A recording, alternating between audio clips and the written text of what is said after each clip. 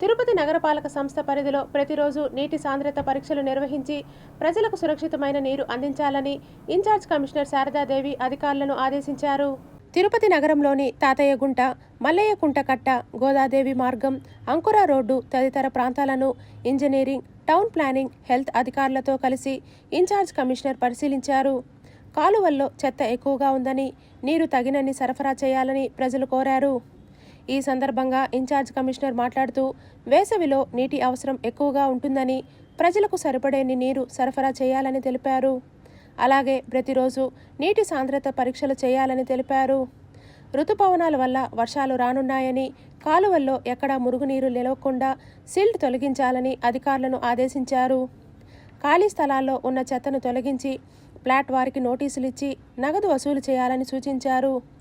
గంగమ్మ ఆలయం వద్ద పారిశుద్ధ్య పనులను పరిశీలించి జాతరలో జాగ్రత్తగా ఉండాలని తెలిపారు. స్వీయ గణన వేగవంతం చేయాలని సచివాలయం కార్యదర్శులు సిబ్బందిని ఆదేశించారు. ఇన్ఛార్జ్ కమిషనర్ వెంట మున్సిపల్ ఇంజనీర్ తులసీకుమార్, డిఈలు రాజు, లలిత, ఏసీపీలు మూర్తి, పార్వతి, ప్రియ, రెవెన్యూ అధికారులు, సచివాలయ పారిశుద్ధ్య సిబ్బంది తదితరులు ఉన్నారు.